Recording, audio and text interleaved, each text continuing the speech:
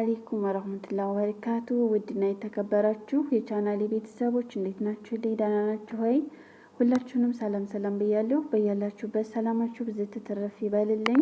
እንዲሁም ክርስቲያን ወገኖቼ ሰላም ብያለሁ ማለት ነው።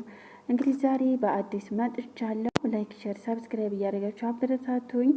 ዛሬ ይዤላችሁ የመጣሁት ሩዝ በስጋ አሰራር ነው። ከዛ በፊት ግን ለቤት አዲስ የሆናችሁ ሰብስክራይብ አድርጉኝ። ውድ ቤተሰቦቼ ደግሞ ላይክ እና ሼር እያደረጋችሁ እንግዲህ አብሮነታችሁ አይለየኝ እላለሁኝ ማለት ነው። እስከ መጨረሻው ቪዲዮን ተከታትላችሁ ሀሳብ አስተያየታችሁን ኮመንት ላይ አስቀምጡልኝ። የእናንተ ኮመንት ለእኔ ብርታቴ ነው ማለት ነው። እንግዲህ ይዤላችሁ የመጣሁት ያው መግቢያ እንዳልኩት ላህም በአይሽ እንዴት ነው የሚሰራው ወይም በሩዝ ማለት ነው። እዚህ ጋር ስጋዬን ጥጄዋለሁኝ። እኔ መጀመሪያ እንዲበስልልኝ ስጋው የተወሰነ መገንፈል ስላለበት ጥጄዋለሁ ማለት ነው። እዚህ ጋር ደግሞ እንግዲህ እንደምታዩት ግብአቶችን የምጠቀማቸውን አዘጋጅቻለሁ። እዚህ ጋር ባህራቱን እንዳለ ሁሉንም አድርጌያለሁ። ግማሽ ሎሚና ቶማት ማጁን ነው ያቀረብኩት። ይሄ ደግሞ ዝንጅብልና ነጭ ሽንኩርት ነው ፈቅፍቄው ማለት ነው። ይሄ ደግሞ የተጠበሰ ሽንኩርት፣ ቲማቲም ጎረድ ነው ያደረኩት እና የሚያታቃጥለው ሚጥሚጣ አንድ ሮብ። ያው እንግዲህ ነጭ ሽንኩርት ነው ብያቸዋል። ይሄ ደግሞ ናናና ከስፈራ ነው። ስጋዬን እንግዲህ ይኸው እንደምታዩት አጠንፍፌዋለሁኝ። ውሃውንም ግን እፈልገዋለሁ ያው ብዙም ስላላ አይደለ ስጋው እንዲበስልልኝ ስለፈለግኩ ነው ማለት ነው። እዚህ ጋር እንግዲህ ስጋዬን ጨምሬያለሁኝ። መጀመሪያው 1 ሰዓት የሚሆን አቆይቼዋለሁ ማለት ነው።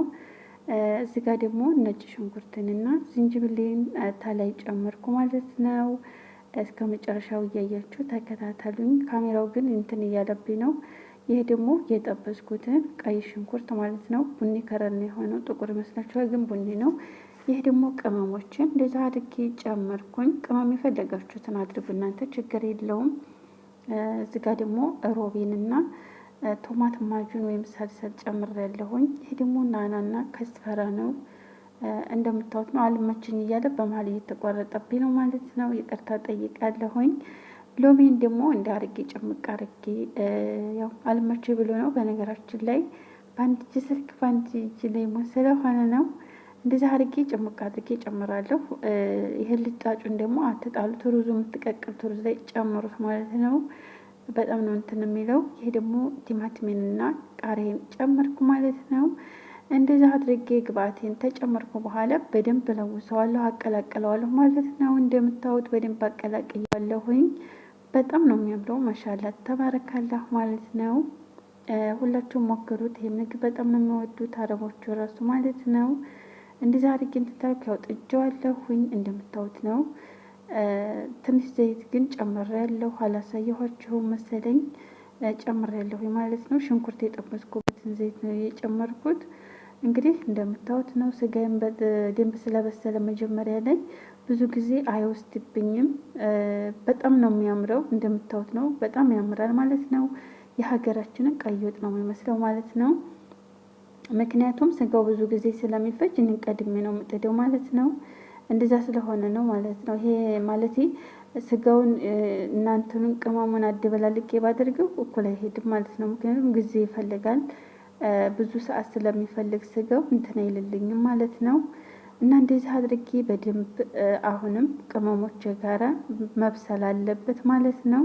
እስከ መጨረሻ እናንተ ተከታተሉ። ብዙ ጊዜ አይፈጅባችሁም። ጊዜ የምንወስደው እኛው ራሳችን ስለሆን እንዳልኳችሁ መጀመሪያ ስጋውን ጣዱት፣ ውሃውን ደግሞ አትድፉት። ምክንያቱም እዚህ ላይ ስለሚያስፈልገው ጠብ እያደረጋችሁ ትንቱታላችሁ ማለት ነው።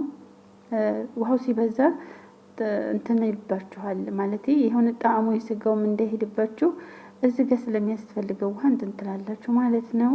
እዚህ ጋር ደግሞ ሩዜን ጥጃለሁ። ሎሚውን እንደዚህ አድርጋችሁ ሩዛችሁ ጋር ጨምሩት። ሩዙ ደግሞ በጣም እንዳይበስል፣ ይሄ ደግሞ በጣም ሲበስል ስለማያስፈልግ መካከለኛ እንዳረጋችሁ ሩዛችሁን አጠንፍፉት ማለት ነው።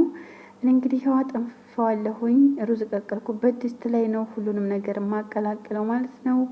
እንግዲህ ታታይ እንደምታዩት ሩዜን ጨመርኩኝ።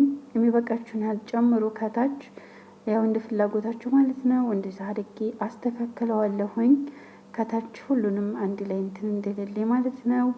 እንደዛ አድርጋችሁ ካረጋችሁ በኋላ ከላይ ደግሞ የሰራችሁትን ስጋ በዚህ መልኩ እንትን ትሉታላችሁ ዲዳው ማለት ነው። አሁን ደግሞ ተላይ መልሳችሁ ሩዝ ትጨምራላችሁ ማለት ነው።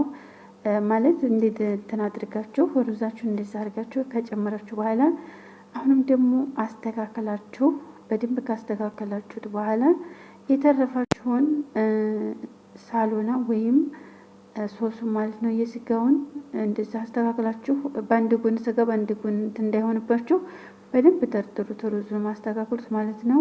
ካስተካከላችሁ በኋላ እንደዚህ ስጋችሁን ጨምሩ ማለት ነው። በጣም የሚጣፍጥ ምግብ ነው። ብሉኝ ብሉኝ የሚል ተበልቶ የማይጠገብ በጣም ደስ የሚል ምግብ ነው ማለት ነው። ሁላችሁም እየሰራችሁ ሞክሩት። እንግዲህ ቤታችን አሰራራችን ሁሉም አንድ አይደለም፣ ነገር ግን ይሄ ምግብ በጣም የሚጣፍጥ ምግብ ነው። ሁላችሁም ሞክሩ ትላለሁ ማለት ነው። ውድ ቤተሰቦች እንግዲህ በዚህ መልኩ ይኸው ጨርሻለሁ። በጣም ያምራል።